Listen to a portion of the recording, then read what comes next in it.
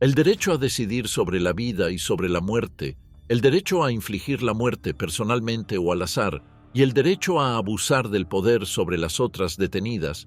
Eso fue lo que hicieron día tras día en los campos de concentración las guardianas nazis durante la Segunda Guerra Mundial. A partir de 1939, cientos de mujeres alemanas se alistaron a la Bund Deutscher Mädel y al partido nazi para acatar los nuevos preceptos establecidos por Adolf Hitler y su Tercer Reich. No echaban de menos un hogar cálido, un marido cariñoso o unos niños felices, como manifestó el Führer en más de una ocasión. Estas mujeres, pese a lo que declararon ante sus respectivos tribunales, fueron conscientes de la barbarie y la consternación a la que se enfrentaron. Decidieron formar parte de un sistema de tortura, sadismo y muerte, aún contraviniendo las leyes internacionales en tiempos de conflicto. Bienvenidos a Frontline War Memoirs. Pero, ¿cómo es posible que alguien corriente se convierta en un criminal de guerra? Sin dudas, la respuesta es que todas estas personas que participaron en la maquinaria bélica del horror nazi ya tenían esa semilla asesina en su interior. Esa maldad era innata, oculta en algún rincón de su conducta, pero tan palpable que tan solo fue necesario trabajar en un campo de exterminio, entre cadáveres y llanto, para despertar a las bestias más despiadadas que se han conocido jamás. Si los hombres de Hitler fueron perversos, ellas, las guardianas de los campos de concentración, supusieron la mano ejecutora e implacable de la justicia aria. No hubo juez más atroz que Maria Mandel, Ilse Koch, Irma Grese, Hermine Braunsteiner y Dorothea Binz, entre otras más. Todas y cada una de ellas establecieron un patrón de entrenamiento para enseñar a sus secuaces cómo debían golpear, apalear, fustigar, maltratar y vejar a sus reclusas hasta su muerte. Durante esta fase de instrucción, llevada a cabo principalmente en el campo de Ravensbrück, las futuras asesinas aprendieron a practicar sacrificios y a comportarse como animales salvajes. La inhumanidad fue su ilustre pilar. Los miles de internos de Birkenau, Buchenwald, Majdanek, Ravensbrück, Auschwitz o Stutthof sufrieron en sus carnes el ensañamiento voraz de unas mujeres que, lejos de impartir paz y guardar su integridad personal, les arrancaron de cuajo la poca esperanza que podían tener en la vida. Iniciamos el recorrido con el accionar de Ilse Koch, una mujer de cabellos rojos y largos, de gran belleza y fuerte poder de seducción. Supo cautivar a sus camaradas de las escuadras de protección para convertirse en supervisora de uno de los campos de concentración nazis más importantes de la época. Su sadismo no conocía límites y entre sus fechorías destacaba la fabricación de todo tipo de lámparas con piel humana. De ahí su terrible apodo, la zorra de Buchenwald. Margarete Ilse Kohler, así se llamaba antes de casarse, nació el 22 de septiembre de 1906 en el seno de una familia de clase media en la localidad alemana de Dresde. Hija de Anna y Emil, un labrador que posteriormente llegó a encargado de fábrica, Ilse se comportaba como cualquier otra niña de su edad. De carácter tranquilo, responsable y de buen comportamiento, llegó a hacerse muy popular en su escuela, pero debajo de ese rostro angelical se escondía una de las futuras guardianas nazis más sanguinarias de los campos de concentración. Sumida en la soledad, la joven Kohler empezó a interesarse sobremanera por los nuevos y dinámicos personajes que con frecuencia consultaban los volúmenes que llenaban los estantes del establecimiento donde trabajaba ya como adolescente en una librería en Dresde. Eso y las continuas visitas, sobre todo de individuos de una rama oficial del partido nazi, hicieron que esta joven atractiva y pelirroja, de personalidad arrolladora y embaucadora, no tardase en abrirse paso entre sus filas, llegando a tener aventuras con varios miembros de las SS. Una década más tarde, en 1932, Ilse se afilió al partido nazi alemán. Se convirtió en una de las primeras mujeres en llevarlo a cabo. La cercanía con las altas esferas era solo cuestión de tiempo. Su fascinación por los uniformes llegaba a tal extremo que se citaba únicamente con miembros del Tercer Reich, oficiales de las SS y de las camisas pardas. Más adelante conocería a Otto Koch, un teniente de las SS con quien se casaría. La pesadilla con Ilse Koch comenzó en Villa Koch, como formalmente era conocida, y se extendió hacia el exterior.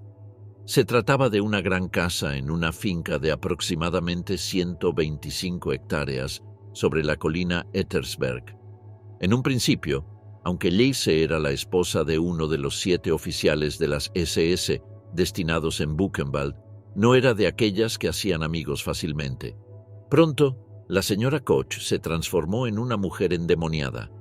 La maternidad no la había ablandado, nada más lejos de la realidad, sino todo lo contrario. El efecto positivo que podía subyacer en ella se había convertido en algo destructivo y mordaz. De hecho, no se relacionaba con ninguna de las otras cónyuges. Su carácter colérico, sádico, degenerado, de gran sangre fría y hambrienta de poder, se lo impedían. Algunos informes médicos posteriores la llegaron a tildar hasta de ninfómana. Para la realización de esta fase de depravaciones y fiestas, el comandante Koch mandó construir también una especie de picadero, donde su mujer podría desplegar sus malas artes, tanto amatorias como criminales. El lugar en cuestión, lejos de ser algo pequeño, tenía 40 por 100 metros de extensión y unos 20 metros de altura. Esta gigantesca morada se encontraba a poca distancia del campo de concentración, así que los prisioneros de los barracones más cercanos podían escuchar perfectamente lo que ocurría en su interior. La construcción tuvo que llevarse a cabo con tanta rapidez que unos 30 prisioneros tuvieron accidentes mortales y algunos de ellos fueron asesinados durante el trabajo. Después, se dedicó a pasearse por el campamento látigo en mano, pegando a aquellos prisioneros cuyo aspecto le era desagradable. Como vemos, para ella la belleza era lo más importante. Finalmente, su crueldad comenzó a desatarse sin ningún tipo de escrúpulo ni límite, haciendo del campo de internamiento nazi su terreno de juegos predilecto. Su placer perverso la llevaba a lanzar perros contra las embarazadas, provocándoles un absoluto terror al creer que morirían despedazadas por aquellas bestias. Una vez que Ilse conseguía su propósito, chillaba encantada. De noche organizaba orgías lésbicas con las esposas de los oficiales para después dedicarse a practicar sexo con los subordinados de su marido. Las aventuras sexuales de la señora del comandante la llevaron a tener relaciones hasta con 12 personas a la vez. Su depravación iba creciendo. Paul Heller, un interno y médico checo, declaró que conocía personalmente los abusos a prisioneros por parte de Ilse Koch. Según su testimonio, un domingo, la esposa del comandante apareció con los perros. Se colocó delante de ellos y se mantuvo de pie durante 2 o 3 horas. Los reos se enmudecieron del miedo. Entonces, varios miembros de las SS iniciaron una larga tanda de duros y severos golpes. Ella observaba la escena muy tranquila.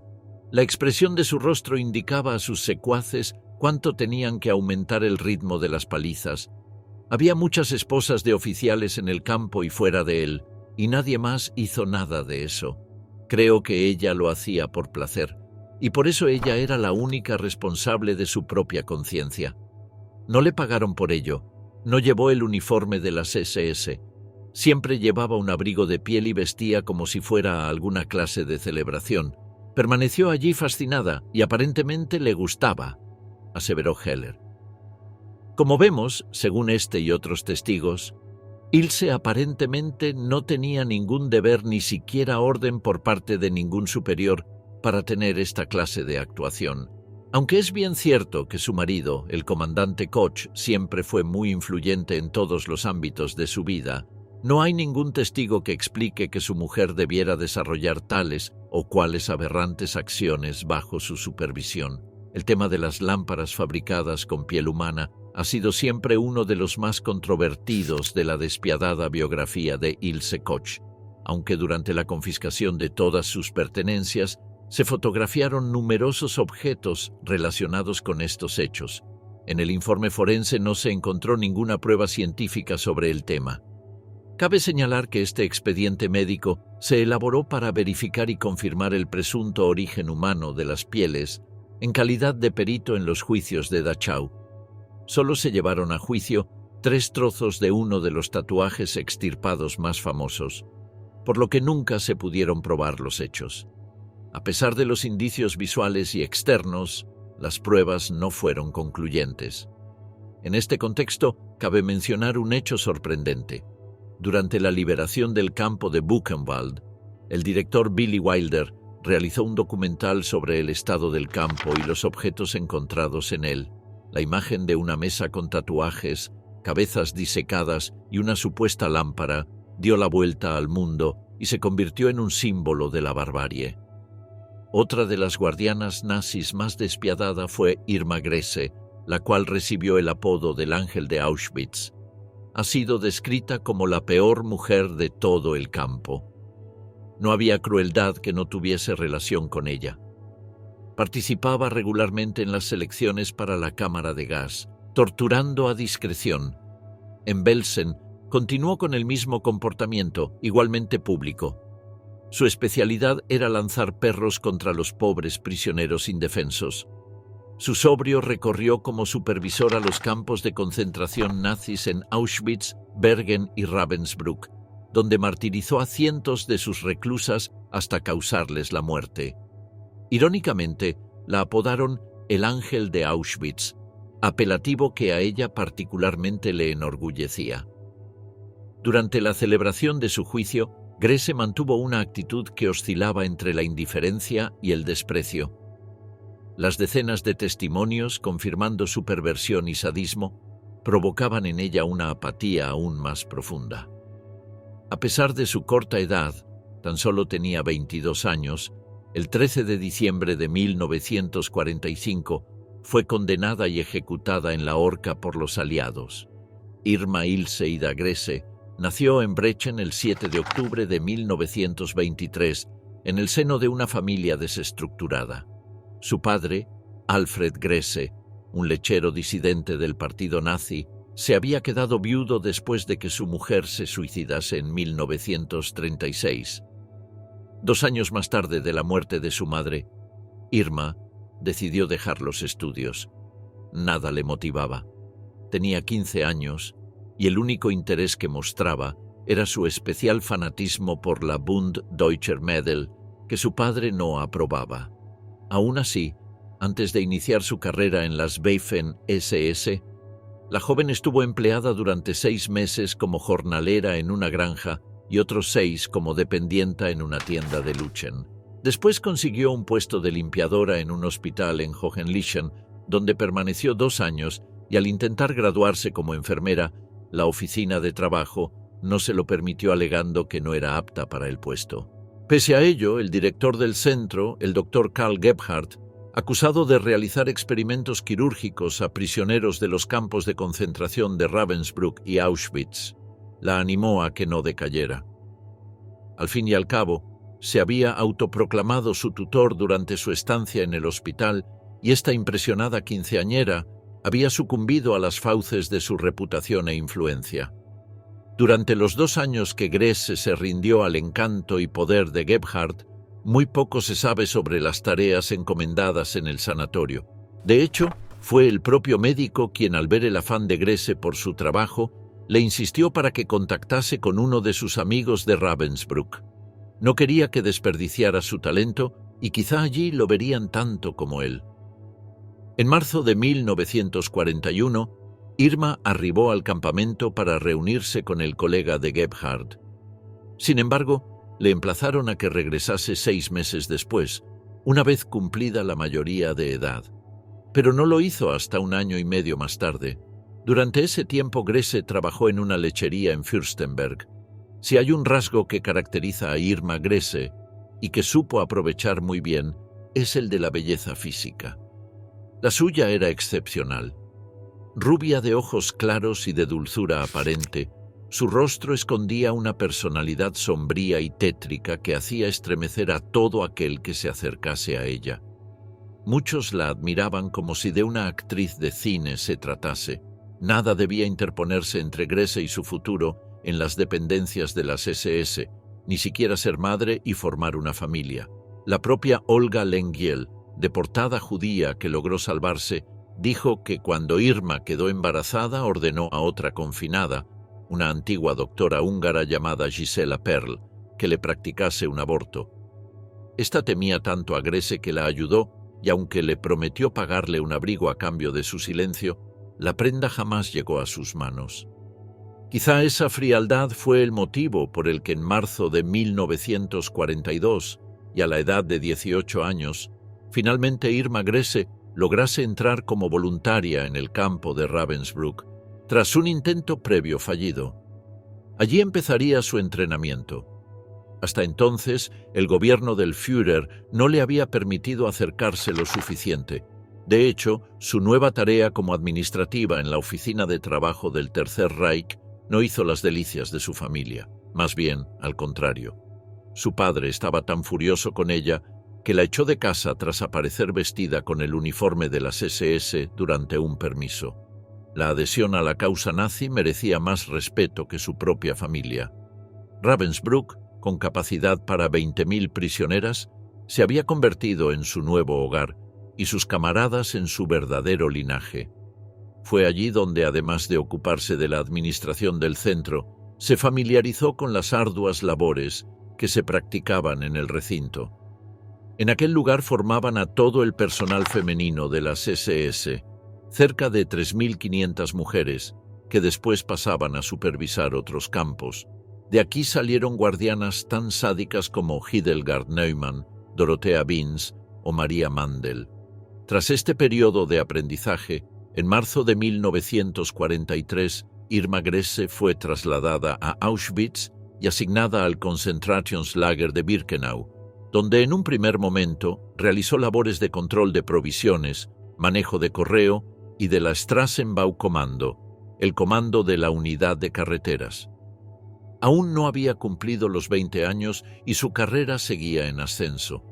En otoño de ese mismo año, Grese fue nombrada SS Oberaufseherin, supervisora.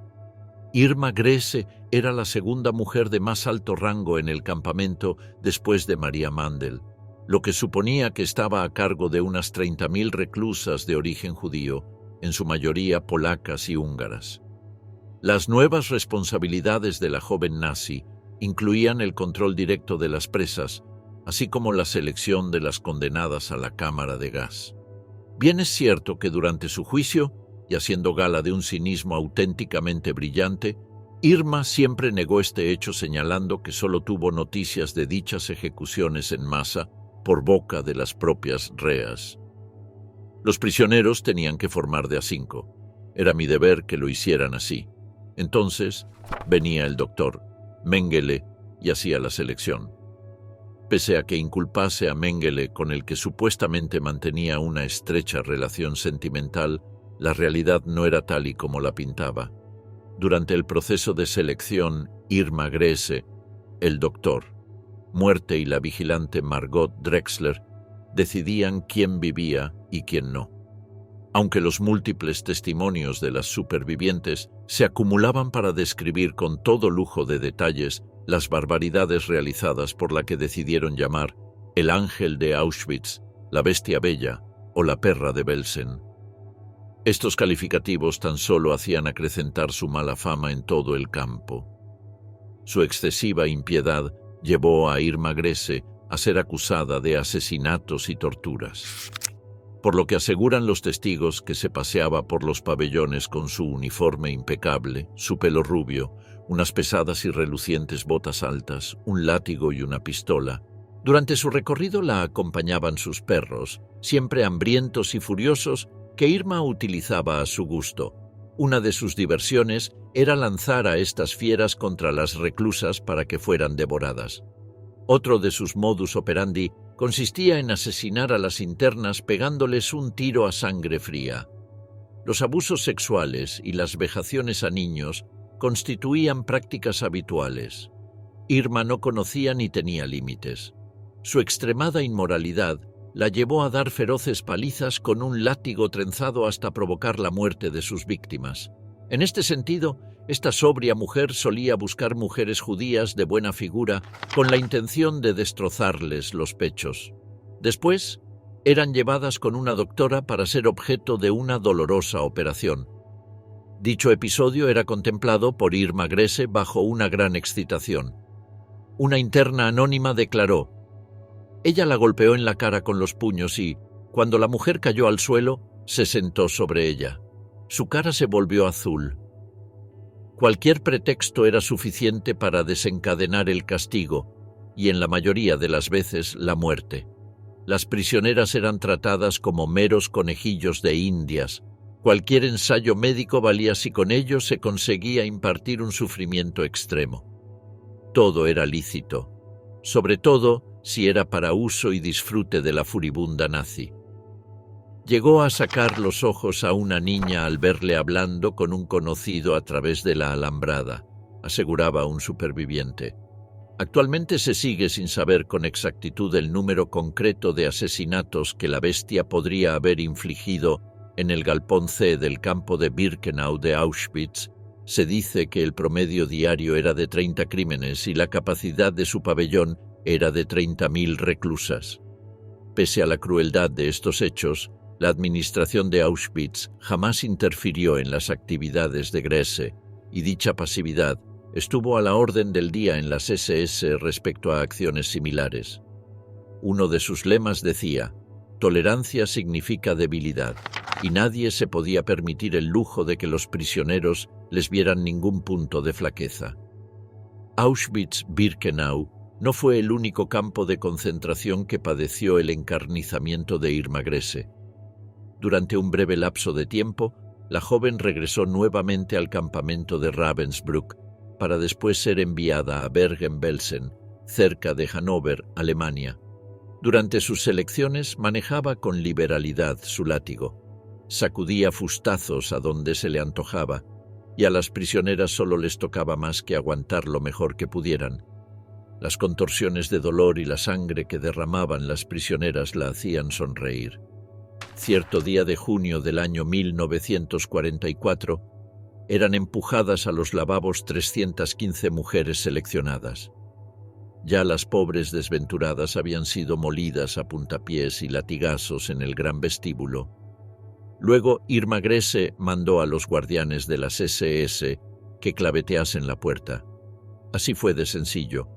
Antes de ser enviadas a la cámara de gas, debían pasar revista ante el Dr. Klein. Pero él las hizo esperar 3 días.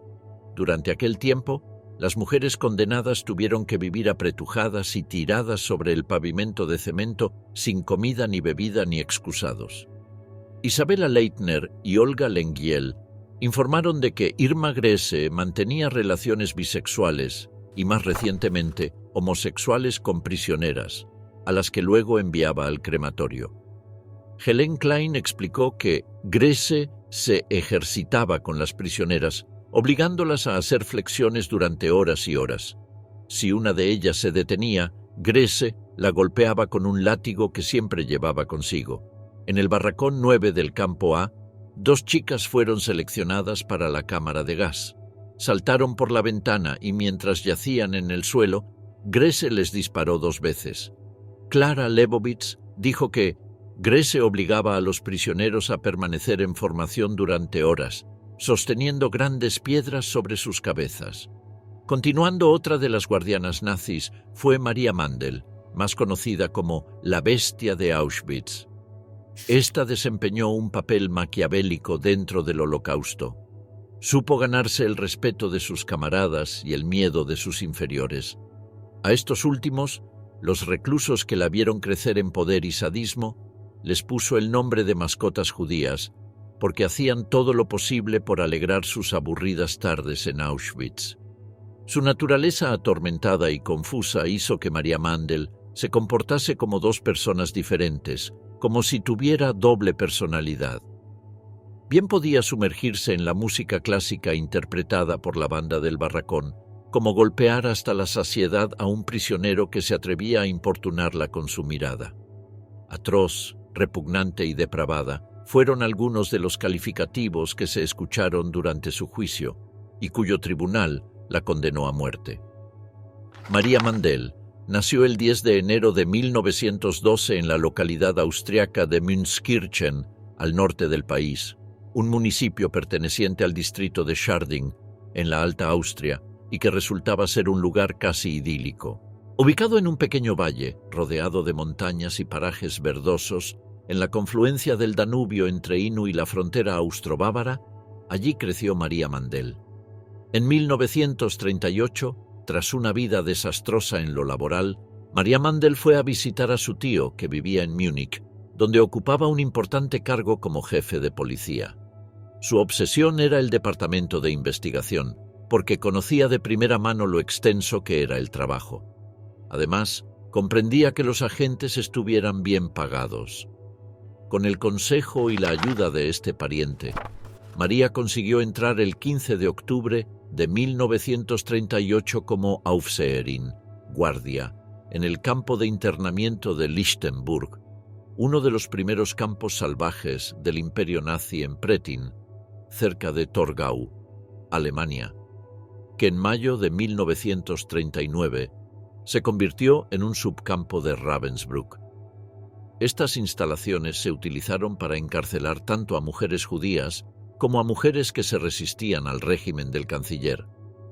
Como guardia en Lichtenburg, María Mandel trabajó con otras 50 mujeres de la WAF y las SS, con las que compartía mucho más que un posible acercamiento al gobierno alemán. En este caso, la mayoría de las chicas de mediana edad se encontraban en una difícil situación económica, con salarios bajos, y este trabajo era una salida a sus problemas. Por ello, Mandel se sintió prácticamente obligada a tomar la radical decisión de unirse a uno de los primeros Konzentrationslager femeninos. Fue en Ravensbrück, donde María rápidamente impresionó a sus superiores por dos motivos. Primero, por su físico. Era muy atractiva, de estatura mediana, pelo rubio, ojos grandes y azules, de tez rosada, rasgos regulares y buena constitución, además de joven. Tan solo tenía 30 años de edad. Y segundo, por las aptitudes y actitudes que mostraba en la ejecución de sus funciones. La severidad y la extralimitación fueron piezas claves para conseguir un rápido ascenso como SS Oberaufseherin, supervisora, en junio de 1942. Sin embargo, ese aspecto enigmáticamente hermoso y bien constituido y tan típicamente ario, aparte de proferirle el beneplácito de sus dirigentes, le sirvió para ganarse la simpatía de sus internas. En el campamento, Mandel pasaba lista de forma estricta sobre los trabajos y tareas que diariamente tenían que llevar a cabo las prisioneras. Si alguna no cumplía con lo requerido, les infligía como consecuencia un duro castigo. Las penas que recibían eran de una iniquidad tal que Mandel pasó a tratar a sus reclusas como mascotas judías. Tras pegarles palizas y practicarles todo tipo de flagelaciones y torturas, las condenaba a muerte. Dichas ejecuciones las consumaba cuando se cansaba de sus conejillos de indias. Aquel uso indebido sobre los judíos fue tan impresionante que de los 55.000 guardias que prestaron servicio en el campo de Ravensbrück, de las cuales 3.600 eran mujeres, jamás destacó nadie por encima de Mandel. La inflexibilidad y el salvajismo de sus acciones y los injustos asesinatos que perpetró siempre sobresalieron sobre sus camaradas. Sencillamente, Mandel levantaba pasiones en todos los sentidos a la par que toda clase de repulsiones. Su belleza instigadora se colaba entre los pensamientos de las internas y sus propios compañeros alababan su personalidad sombría y brusca que rompía la armonía que reinaba a lo largo y ancho del campo. Entre las mentiras que Mandel certificó durante una audiencia en la corte, estaba aquella que apuntaba a la información sobre los tratamientos que habían tenido lugar en Ravensbrück.